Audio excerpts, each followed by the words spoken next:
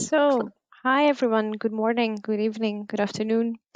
Welcome to this webinar introducing the Research Data Alliance in Plenary 17. I'm Alex Talipalta from the Digital Curation Center and the Local Organizing Committee. And before we begin, just a few quick housekeeping details. Firstly, this webinar is now being recorded. The video and the presentations will be available after the event on the RDA website. You will have noticed that you are all currently muted. If you have a question, you can share at this link, the tinyurl.com/rdap17q. I will also paste this on the chat, or at the Q&A box at the bottom right of your control panel.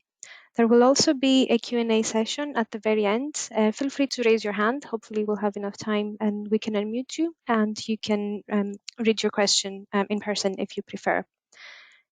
Just a very quick look at our agenda. We have, and our speakers, we have Hilary Hanaho from the Research Data Alliance, Kevin Ashley from the Digital Curation Center, Juan Picaregui from STFC, Christopher Brown from JESC, and Sarah Jones from JANS, and they will each give you their unique perspective on RDA, on plenaries, and why you should attend Plenary 17. Thank you all very much, and on to our first speaker. I will stop sharing.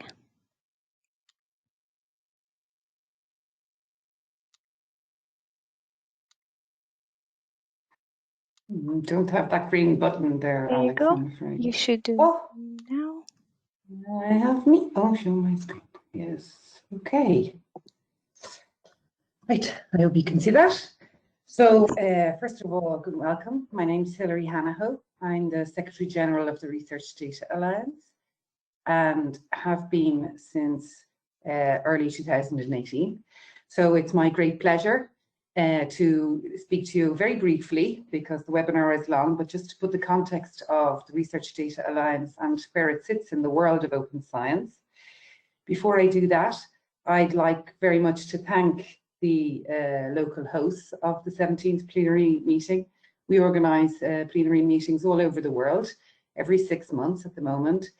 And it's a significant investment for an organisation or a group of organisations to take on and to host an event. And we are very grateful to the Digital Curation Centre, UKRI, and specifically STFC and JISC for stepping up and offering to host the plenary in April.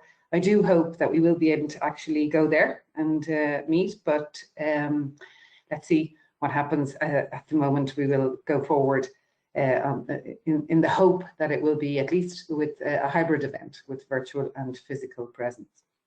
So what does the Research Data Alliance have to do with the world of open science? And, you know, where is the connection, if you like? So if I take the definition of open science from Wikipedia, it says, as you can see there on the screen, that it is the movement to make scientific research, including all of those aspects, publications, software, data, and physical samples, and the dissemination of this scientific research available to all levels of society, amateur or professional. The concept also is that it's transparent and accessible knowledge that's shared and developed through collaborative networks. And it encompasses, of course, a series of different practices around publishing open research, campaigning for open access, encouraging scientists to practice open notebook science, and generally making it easier to publish and communicate scientific knowledge. So it's a rather grand, large, and broad, if you like, landscape open science. And the Research Data Alliance is quite relevant to that particular vision.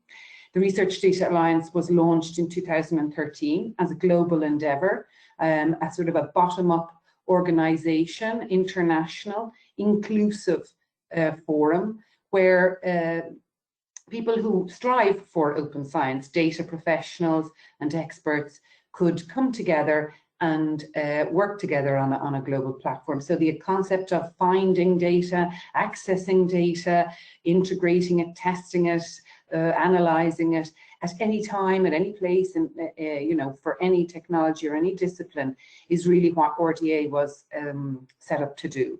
And that was 7 years ago.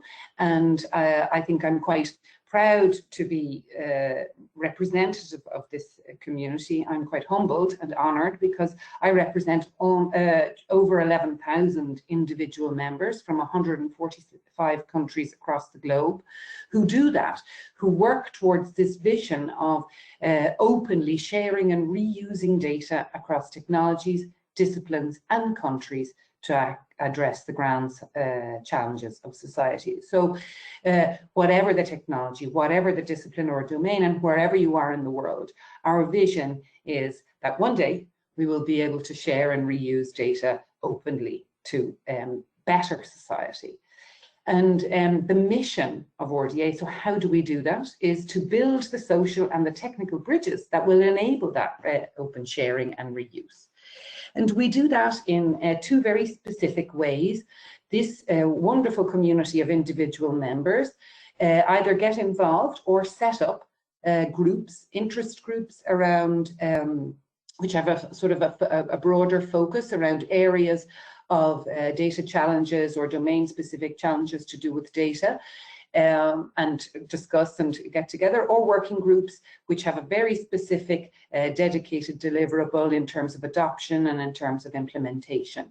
And as you can see on the right side of the screen there are 36 working groups running active at the moment with 57 interest groups. So we have 93 groups working on many different areas.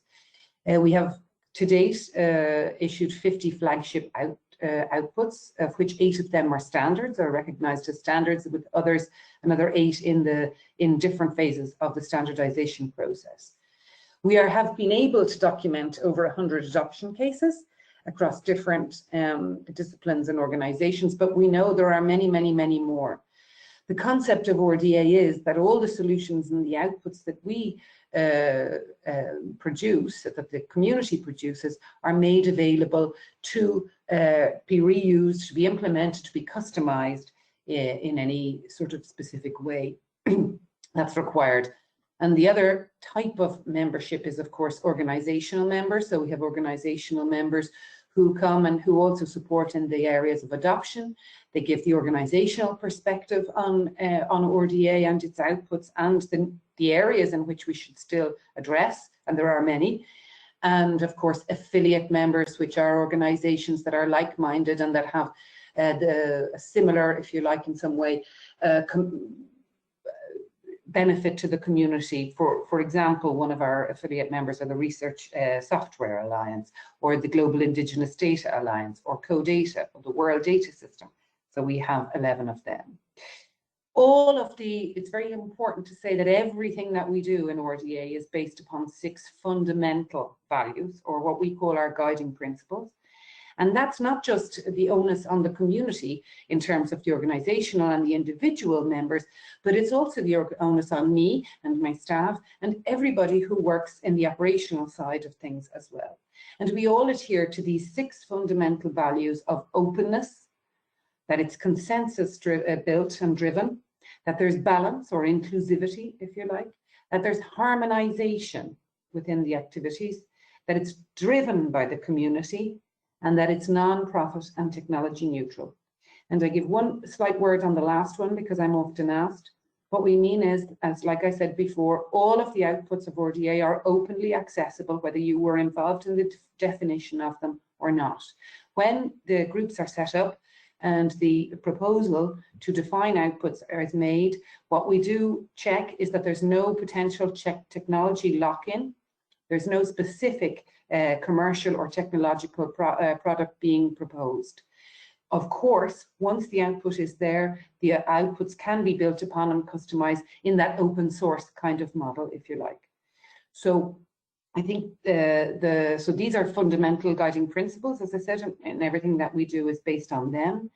And so RDA is truly a global collaboration. It does, if I go back to the open science principles, the concept of transparent knowledge across collaborative networks and making things open.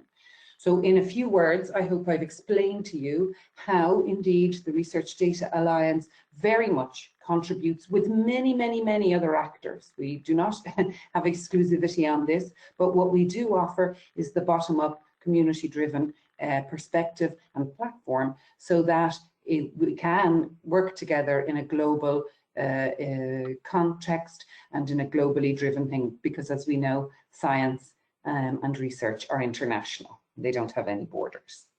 So I will finish on that and pass over to my next colleague, which is Kevin, I believe. Indeed, thank you.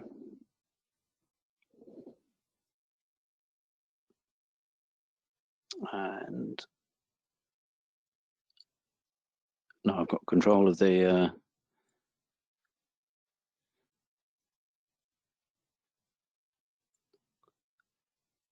screen, and I'm going to give you a little bit more detail for those of you. I know some of you are familiar with what a plenary involves, but for those of you who aren't, I'll go through a little about what plenary meetings are like, describe a little about us, the hosts, and why we're organising this, and hopefully give you a feeling about why it is that you should make the effort to attend. So let's start with what happens at plenary. Well, those working groups and interest groups that Hilary described, it's primarily about them meeting to progress their work. They work between plenary meetings, but there's a great deal you can do when you dedicate time over a few days, either for groups in the early stages, they're defining their problems, they're refining their plans about how they're going to tackle a problem. In the midterm, often groups will have some interim results. They want to get feedback on that. They want to make sure that they're still going in the right direction. And at that point, they've still got the chance to change tack a little bit, to adjust what they're planning to do on the basis of community feedback. And in the late stages, groups will be sharing their outputs, and they'll be looking to encourage others to adopt those outputs to help build the bridges that we were talking about. Most of the sessions that take place during a plenary involve a single group, but occasionally there'll be sessions combining groups where there are shared interests or overlaps in their areas of work, so they can ensure they're proceeding towards a common goal. And the other types of sessions that take place are birds of a feather sessions, BOFs, which are mainly where ideas for new groups are examined. If you've got an idea that you're interested to see how many other people might be willing to pursue it, that BOF sessions are for you.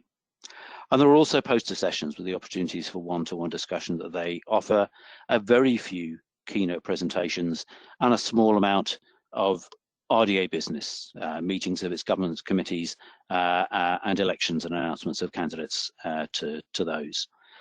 And there are associated side events of all types. When you bring this number of people together, it's often worthwhile exploiting that for other groups to have meetings. And one of those this week, this time, will be a mini international digital curation conference running over 1 day rather than the 3 days that we usually do. But the key message I want to get across is that RDA plenaries are not a traditional conference. It's not about inviting papers and talks. There's a minimal amount of actual plenary sessions where everyone's expected to attend. It's mainly about the working groups, the interest groups, and the one part in which we do invite contributions is with the poster sessions. So that's plenaries in general. But this plenary, RDA Plenary 17 next year, what's going to be different about that? Well, it's going to have all of those elements, but clearly at the moment we're having to follow essentially two dual tracks. We're planning for either a hybrid event involving some people at the Edinburgh International Conference Centre with a substantial virtual element, or for a fully virtual event. And whichever of those tracks we go down, we really want to create an environment where the real work can get done, as always happens, where everybody can engage fully, but also where we can get that ad hoc interaction that's key, I think, to events like this, as well as the more formal interaction involved in the working group meetings. And we also want to bring in contributions from the wider data community in Edinburgh and in the UK, and I'll say more about that later. So who are these people who are inviting you to do this? Well, in one sense, it's RDA who invites everyone to each of these plenaries around the world. As Hilary says, RDA looks for volunteers to host these events. But it's also us, the local hosts, each of the Digital Curation Centre, JISC, and UKRI, STFC. The UK as a country, as the second largest membership of RDA after the USA. Edinburgh has got many activities and data infrastructure that straddle both academia, city government and the tech industry. And indeed, Edinburgh has aspirations to be the data capital of Europe, as it describes itself. So we feel that both for the UK, for Edinburgh in particular, it's time that we brought the world here to share and learn together. And we very much want you to be a part of that. So each of us involved in the organisation have got many years of development and action in data reuse. For SDFC as a research council, clearly efficient and effective data reuse is fundamental to what they do. And they've got decades of experience in every area from policy development to the creation of tools and standards and the operation of infrastructure that makes this possible. JISC programs have enabled UK universities to rapidly develop services for research data ahead of many others around the world, as well as investigating some more fundamental issues around data preservation and reuse. And they also now operate shared services that enable more universities to take action to support their researchers where it doesn't make sense for those universities to do things for themselves. And as for us at the DCC, well, our mission is to enable organisations to use and reuse data more effectively. We do that through a mixture of services, training, consultancy, and research. And one thing that links us together is that the DCC was initially established through JISC funding over 15 years ago, and SDFC were a founding member of the consortium that was the DCC. So we have a shared and a linked history. And just as importantly, all of us derive value from working with and through RDA, and we'd encourage you to do the same. So Edinburgh is a relatively small city, but it's got activities and data reuse that are out of all proportion to its size. It's home to the Edinburgh International Data Facility that, as I mentioned before, links together data methods and users from all of these different domains.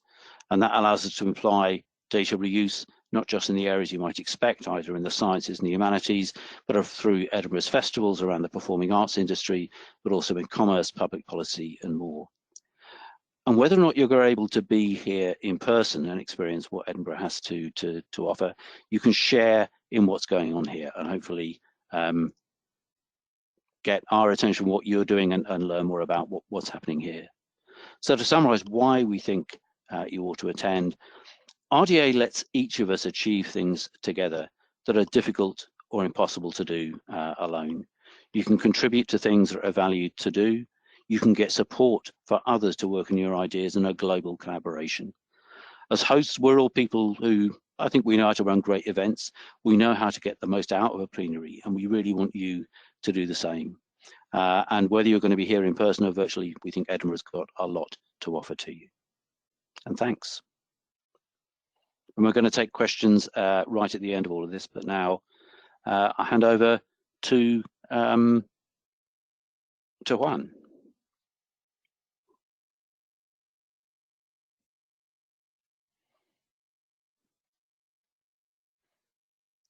I think you may still be muted at the moment, Juan.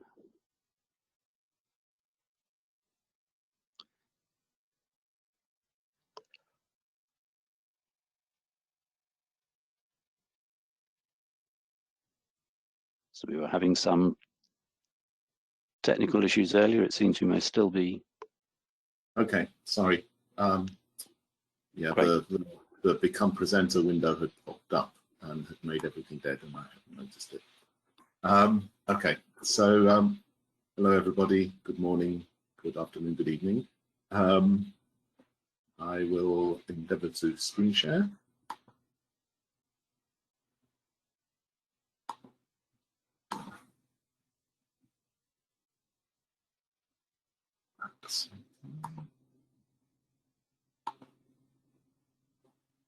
Hopefully you can see my screen now, is that right?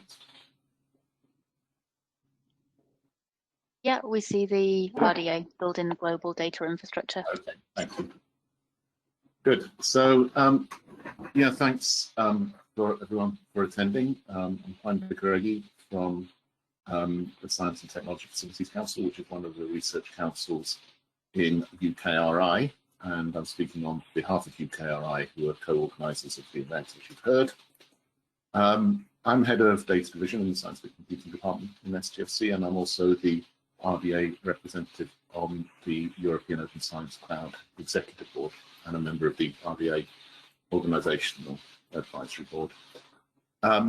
So I'm kind of focusing this talk on how RDA contributes to building a global data infrastructure for research within Europe. A large part of that, or an important part of that, let's say, is happening through the European Open Science Cloud. So I'm going to talk a little bit about how RDA contributes to EOS. Firstly, just a word from UKRI. UKRI are really pleased to co-organise this plenary with BCC and GIST, and UKRI see RDA as a crucial community that is helping to build the global research environment which will achieve UKRI goals. UKRI is the body that funds university research, public sector research in the UK. It consists of 7 research councils and some other bodies and the other funding bodies for universities and technology transfer.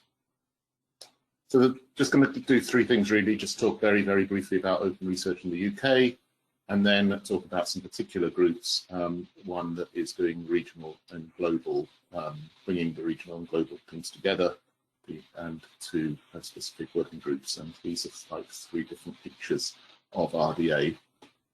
So a little bit of history first about open research in the UK. Kevin already mentioned some of these.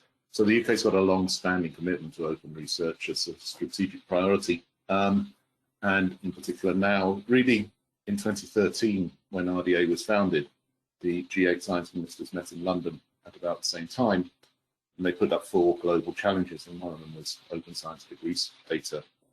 And that really marked a sea change in the approach. All that open science and open data and open access have been policy principles for quite a while for a lot of funders around the UK. But with the G8 making this commitment, and at the same time in the US, the OSTP put out a mandate for sharing of data, and Europe, the European Union, put out various bits of policy. Things really changed in 2013, and RDA was part of that change. In 2016 in the UK, we put out a Concordat on open research data, which really kind of detailed a lot of the practical things that have to happen in order to build this research data infrastructure in the UK and as a part of the global research infrastructure. And the principle 1 there, I just quote, is worth repeating: open access through research and data is an enabler of high quality research, a facilitator of innovation, and safeguards good research practice. And those 3 things are really 3 different driving forces, all pushing for open data. In 2018, UKRI published a strategic prospectus, and one of the 4 foundations of excellent research there is openness. And here I've just put the a little summary of what was in that prospectus: the 4 areas: leading talent, a trusted and diverse system, research culture, and openness and transparency. And openness and transparency breaks down into 3 things: open access to papers, open research data, and open culture, which are seen together to be the vitally important things, and alongside that, working internationally. And that's where RDA plays a crucial part in bringing research policy and practice from different countries together. And one way it does that is through the Global Open Research Commons Working Group. This is a relatively new group within RDA, and the idea is that it allows different parts of the world to share an understanding of their regional initiatives. It came out from a funders forum that was and still is part of RDA as well, and its idea is it's a platform for funders to share ideas and plans in order to be able to coordinate their initiatives around open science. The European Open Science Cloud is one of those. It is only one of them, but it's quite a big one. And it's recognized that EOSC needs to be globally interoperable. And therefore, EOSC has always supported and taken a lot of notice of RDA. There's always, for example, been many EOSC events at European plenaries since the EOSC has been going for the last 3 or 4 times. There are many RDA working groups relevant to EOSC. I just picked 3 here, and the technical level persistent identifiers are kind of the hub of the EOSC, and the RDA has had several groups working on persistent identifiers since the very start, and all that input is very important to EOSC. And then 2 others that I'm going to talk about on the next couple of slides, the FAIR maturity model and the COVID-19 working group. And if you look within Europe, there's considerable overlapping membership and coordination between the RDA working groups, or the European part of them, and the EOSC working groups that are defined in EOSC. So a couple of words on the COVID-19 working group. It's an example of a working group. It's not a typical one. It was put together very quickly and very, very quickly picked up an awful lot of momentum, so that over 4 months, it collected 450 members in 9 subgroups, which are listed there, who together put together a very considerable document on recommendations and guidelines on data sharing, particularly with the idea that it could help steer researchers of one form or another to different parts of, to different resources that are available globally in terms of data, and could also help funders put out the right policies in order to enable the sharing of that data. As I said, it's not a typical group because it worked very quickly. It did its work in 4 months, more or less, a substantial part of its work. But it's worth noting that all the RDA subgroups, working groups, are aimed to do their work very quickly. So typically the lifespan of the working group is 12 to 18 months. So these are not things that go on for many, many years. A working group defines its task, puts in some work, and delivers an output.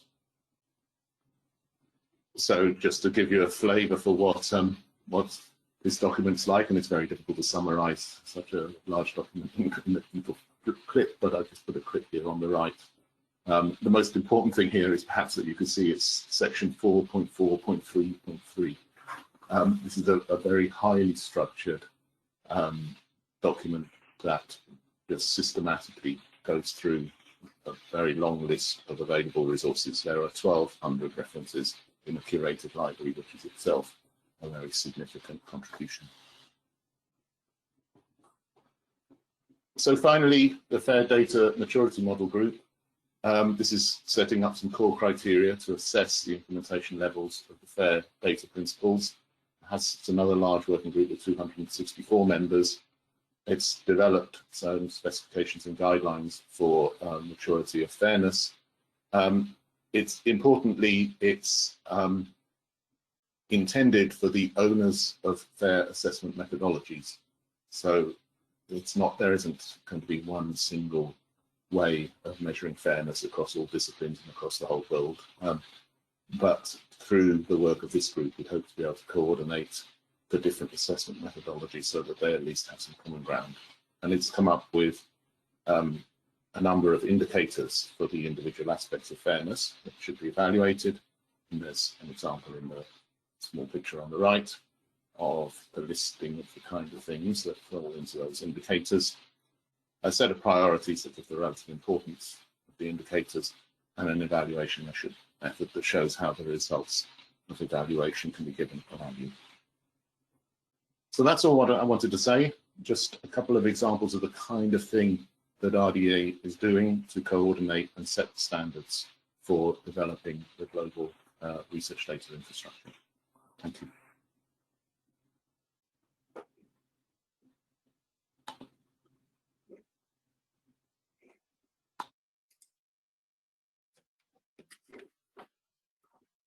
Right, hello everyone. Hopefully you can see my slides. Please shout if you can't. Okay, so I'm going to be My name is Christopher Brown and I work for JISC. My presentation is going to be in two parts. I'm going to talk about the RDA UK national node and JISC support for research. The RDA UK is one of 22 national nodes which were helping to consolidate a strong European research data community. UK RI SDFC was the official node, or I should say is the official node. But JISC has provided support to the node throughout the project and continues to support the node. And I say was in the past then because the funding was from March 2018 to May 2020, although that was extended to September 2020 because of delays in running workshops due to COVID. And as I say, different switching between tense was and is, because although funding has ended, the work of the UK node will continue at least until the 17th plenary and hopefully beyond. So there were a number of key objectives of running the node. One was to increase membership and engage with the UK's research community, promoting and encouraging participation in the RDA, disseminating RDA activities, recommendations and outputs, and also including the adoption of these recommendations and outputs, and liaising with EOS projects. There's a few examples there.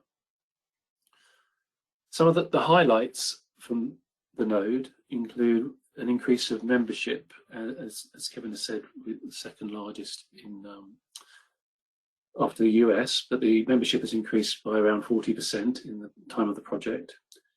We've engaged with a number of organisations and projects, ran 3 quite successful workshops. One of these was with the Freya project on persistent identifiers, and also with OpenAir on EOS and Open Science.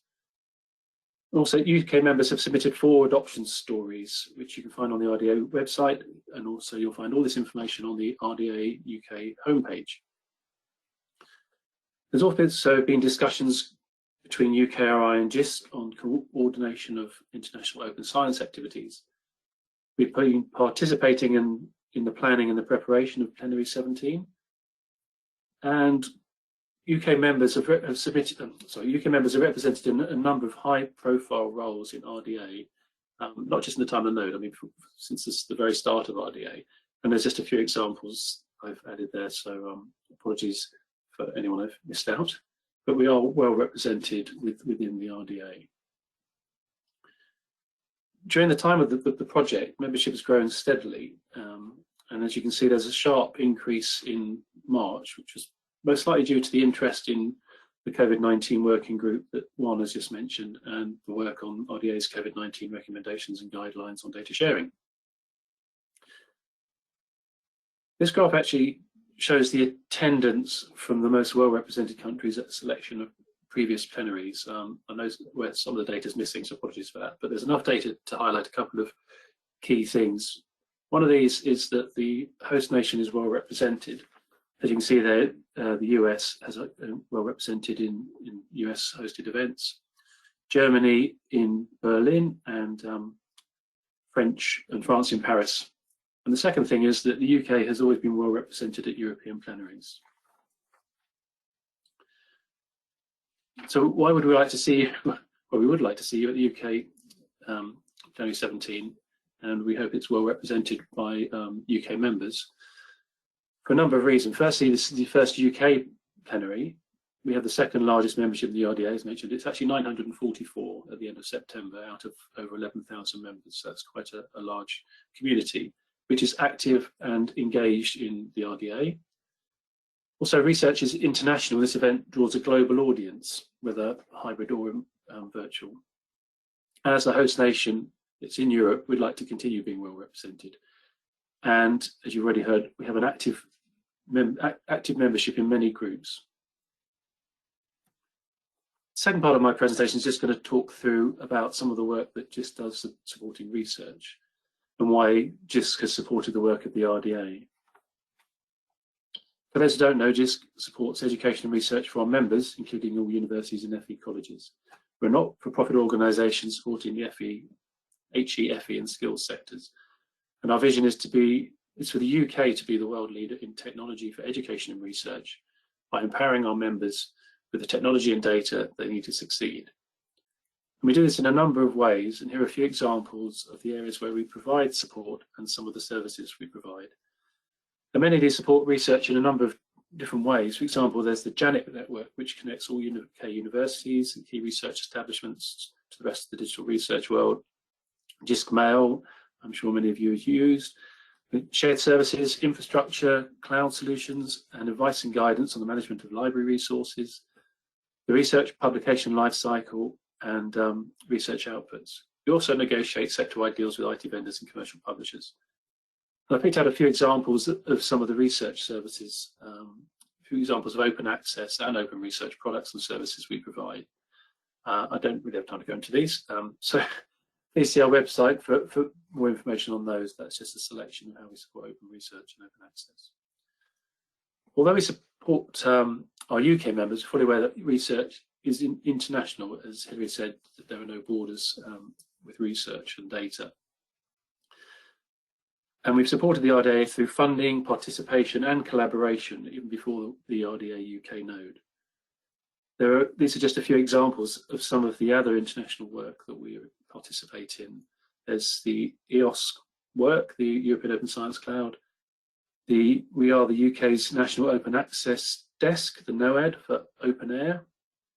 We've run the ORCID Consortium for 5 years, and we contribute to CoData funding. Finally, as Hilary mentioned about building bridges, I thought I'd list a number of research, well, not research projects as such, but there are a number of areas where we are running projects within JISC, and there's an overlap with the work that's going on within working groups, whether interest groups, working groups, or birds of a feather, to show the overlap between some of the JISC work and the RDA work. So each of these is supported by the activities of the RDA, helping to build the bridges that enable the open sharing and reuse of data. And we see the plenaries as important events that bring our research community together to discuss these and many other activities. And we would like, well, we look forward to joining you at Plenary 17, and hope you will too. So that's me.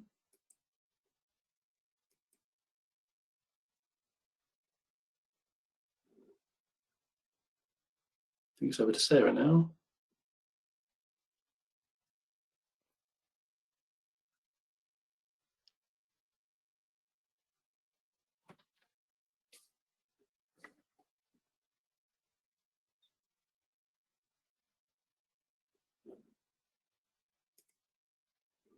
Am I unmuted now? No, we can hear No? Yeah, we can hear you now. You can hear me now. Okay, good. And hopefully you can see my screen. Can you? Yep, we can see your Yeah, slides. can you see Yeah. the slides? Yeah, All good. It's excellent. not in Okay, so presentation mode yet. and slides share mode. Okay, excellent. So the final thing I wanted to talk about is really how to engage with Plenary 17. So you've heard about what the RDA is, some of the working groups and interest groups, and the ways and the work that different hosts of the RDA Plenary in Edinburgh are doing. And I wanted to give you just some practical tips on, how you can engage, how you can submit proposals or join different groups. And I wanted to start really with a personal reflection on why I think RDA is useful and the benefits that I get from being a member. And the first thing, this might sound a little bit cheesy, but I think RDA is a place where you can really actually find your data family. We all do work, well, I assume most of you on the line are doing work either in research support or data centers, or you're in a research group yourselves and active in that space. And I find RDA is a very diverse melting pot. You've got people from all different backgrounds, all different career stages, all different disciplines. And I think you can easily find people that you can connect with who do similar work to you. And it's a really good space, because it's so international, to actually build that international network, to find people who are having similar challenges to you in your role from different countries, and then to learn from them and to collaborate with them. And it's a really good space to actually just use as a sounding board, to meet people in similar roles, get their advice, learn from what they're doing. And the way that the working groups and interest groups run, the fact that you're kind of collaborating and developing a solution together, I think it helps get a lot more impact and success for your work. So rather than you devising your own curricula for data science, or addressing data policy at an institutional level, or things about lab notebooks, when you do it in a forum like RDA, because it's something that multiple contributors from different countries and different backgrounds are feeding into, you get much stronger outputs. And it also means that you're able to demonstrate that the thing that you've been involved in and have developed and have used at your institution isn't just something that's a bespoke solution there, it's something that's adopted internationally. So it may take longer to develop, but I think you get an awful lot from doing work through RDA. And there are also lots of career development opportunities. There are various bodies within RDA. You can chair working groups and interest groups. You can get involved in the technical advisory board or council. So depending on what stage you're at and the kind of opportunities you would like, I think RDA is a really good vehicle to add to your CV and to build your networks and your profile. So in terms of practicalities for Edinburgh, one of the key things I would encourage you to do is to submit a proposal. And there are different types, as you've heard already from Kevin. I'm going to repeat a little bit here, but there's different types of sessions. So we have what we call birds of a feather sessions, and these are very speculative ideas. Maybe you're working on something that you're finding challenging and you're sure you're not the only person, and you want to put forward an idea to maybe collaborate on a particular topic. So we've had BOF sessions in the past around things like professionalizing data stewardship or around data science training. And then those have formed into official interest groups and working groups, because we found that a lot of people have those shared interests and the specific outputs we could deliver collectively.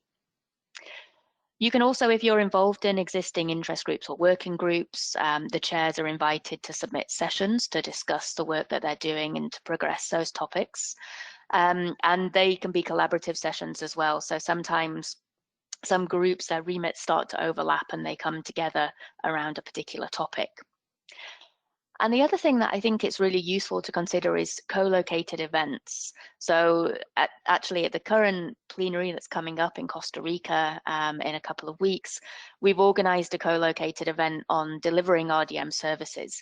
Now, this is something that we knew a lot of people were interested in, and some of the issues that they face around procurement or choosing open source options.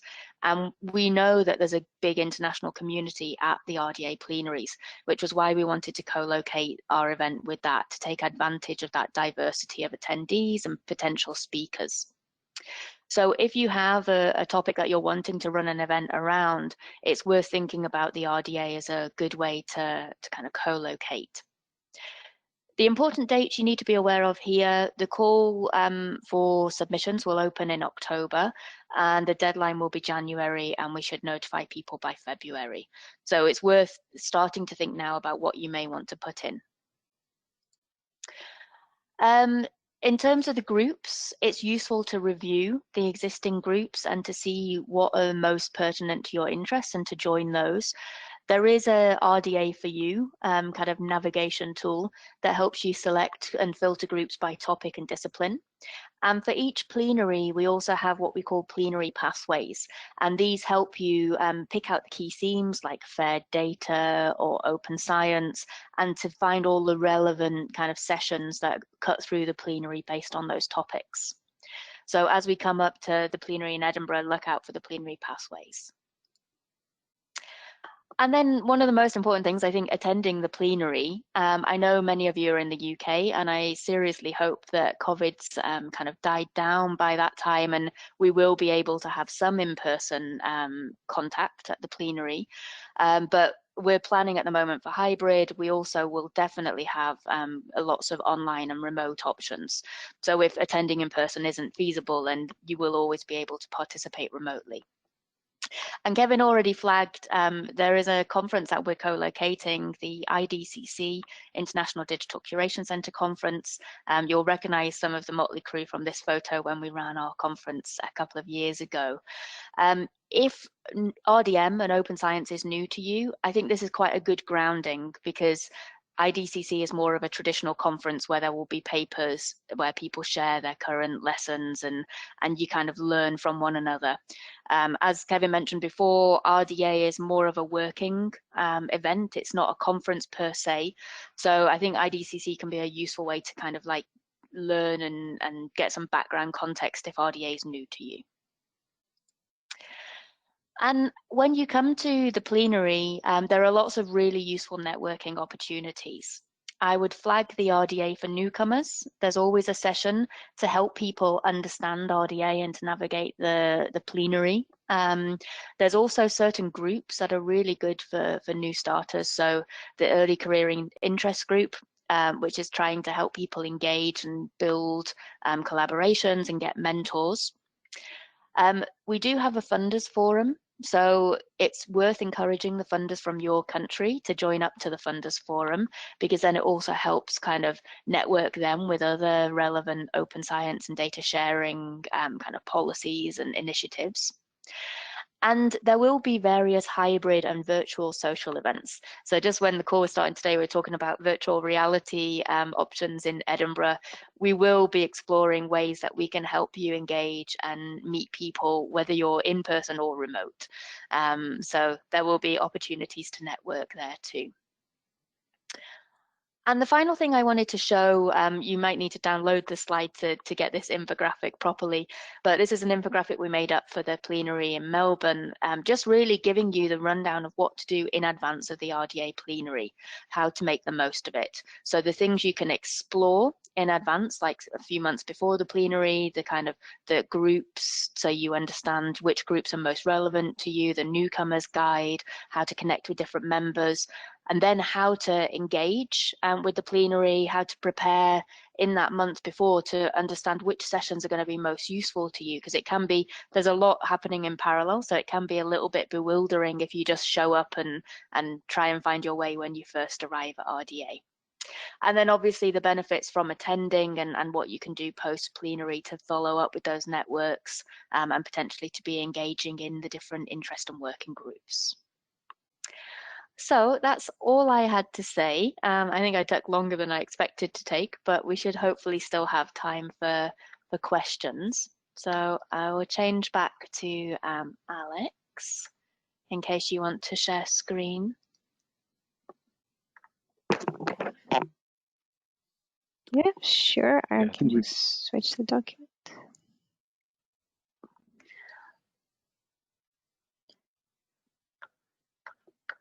Okay, so we had a question like right at the start about you know, how many are on the call and who's attending. We seem to have quite a mix from different countries, but I don't know if any questions have come in since.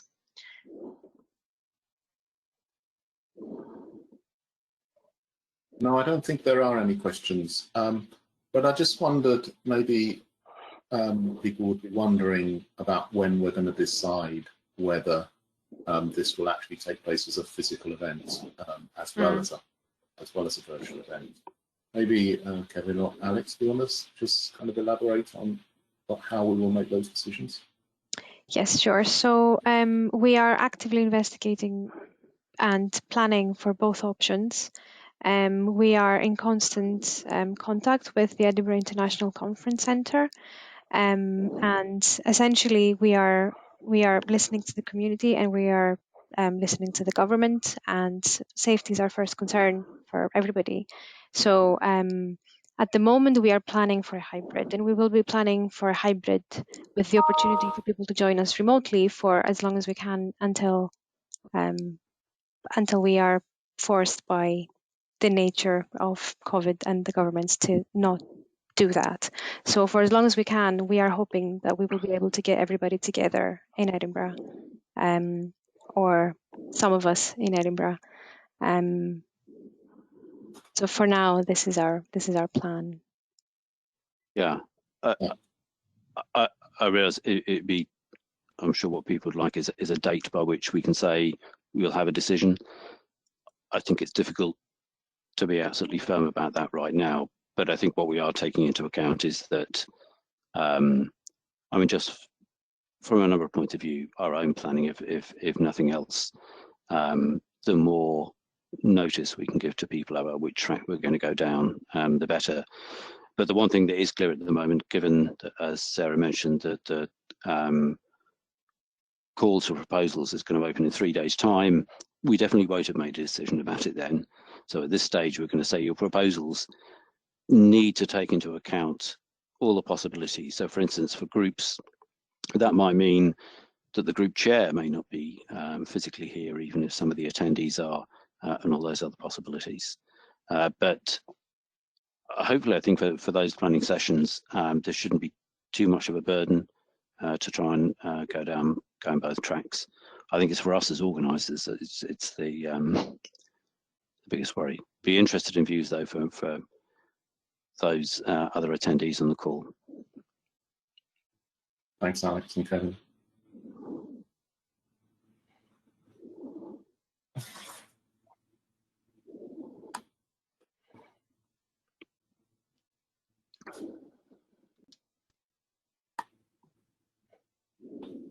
Do we have any raised hands? Could I say something about the fee? We haven't mentioned that, I think, but it's a recurring question for the Plenary 16. So I'm going to take this opportunity to make just a small comment on it. This would be Costa Rica is our second fully virtual plenary. The first one was a last-minute change, whereas and so we put on the plenary meeting at the last minute and transformed it to a 3-week virtual meeting. The Costa Rican one has been planned in advance, but you will all appreciate that it is also an event that requires, like Edinburgh, if not actually, it's been simpler perhaps, for, if I could say that without anyone taking offence, but because it was almost always going to be a virtual plenary because we saw it in early time. And now we come to a particular situation where we're looking at a hybrid event, which many of you will know there are very, very few examples of hybrid events. And so they're always, you know, the parameters are quite high, and we need to investigate that. We ask for a fee, and we think it's quite a reasonable and considerable fee. There will be one in Scotland for Edinburgh as well. This is to offset the costs. So in all the plenaries of RDA, we never cover the costs of the actual physical presence there, cost per head. It's offset by sponsors and things like that. We're in a very challenging economic period at the moment, and you may not believe it, but organising a virtual event is actually much more labour intensive, particularly on the Secretariat, but also the local organisers. So we will charge a fee also for Scotland. They will let you know what it is. We feel, again, it's reasonable possibly in both cases, the content will be made available just to those who have registered for a short period, and then 3 to 4 weeks after the plenary, it will be made available online. And as I said, we're getting a lot of questions about it, so I'm going to take the opportunity of clarifying it, that the money will go to offset the costs, not cover them, offset them, because the cost for a technological platform that can support a hybrid event is quite considerable, and everything else that will go into it. So, yeah, I think we've seen some individuals saying for the upcoming plenary 16 that their organisations are questioning why there are registration fees for virtual events. I hope many people understand it, as you made clear, Hilary, there are costs. It's also, not surprisingly, the market, the people who provide the technological tools that allows these things to happen have very rapidly made sure that the costs for using these tools are not very different from the cost of actually hiring a physical venue. You know, lots of people think, oh, it's online, you know, it's not going to cost you anything. It clearly does. But one of the things I think we'll need to do is to cope with other people who find similar challenges in attempting to get agreement for the registration fee, is to try and help make the case, to provide some information that people can use to make a case internally with their organisation to justify that registration fee. And something we may need to consider is like day registration fees. I've had a lot of people questioning whether they can just pay to come to one session if they're, you know, just involved in one buff or something. Yeah, although it's a difficult thing, and it's that I think that maybe many people want to do, and yet I think the types of advantages that we've all described so far in what you can get out of being at a plenary, you will miss if you only decide to turn up for the one thing that you're already involved with. You know, in a sense, it's one of those consequences of traveling to a physical event. Once you've, you know, traveled a good few 100 kilometers or more somewhere, you're going to spend the 2 or 3 days there, and you went for one particular thing, but you can take advantage of all the other things that will happen while they're there. And I think we'd really want to make sure that people also gain that advantage, even from a virtual or a hybrid event. Unexpected benefits can always come from that. So true.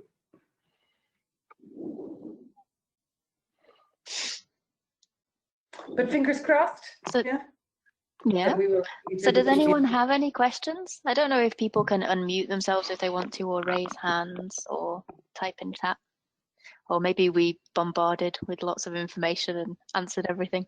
There's one question there, if there will be lower fees for attendees from lower middle income countries and or students, and the answer is yes. Yes, we will. There will be categories for that.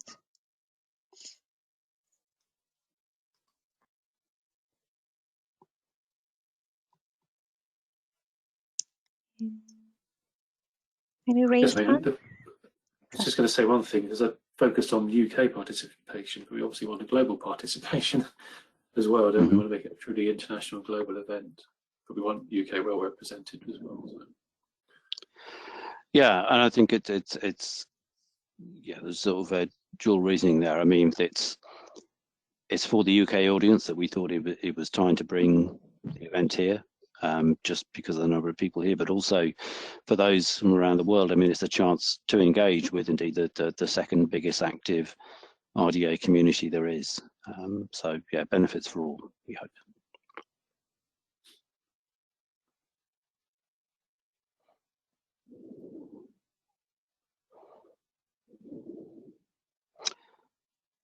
And I think certainly by my clock here, we're just about on the hour, I think. Yeah. So if there are no more questions, thank you all for your attention. Thanks to all of my colleagues for the time we put together to hopefully try and persuade you to join us next year. In the meantime, we should also mention, of course, registration is open for the plenary before the plenary that we've been talking about, plenary 16, taking place in just a couple of weeks' time, again, virtually in Costa Rica. Excellent. So hope to see some of you either in Costa Rica or virtually, or in Edinburgh. thanks, everyone. Bye-bye. Bye, everyone. Goodbye. Bye, everyone. Bye all, thank you. Hope that was interesting.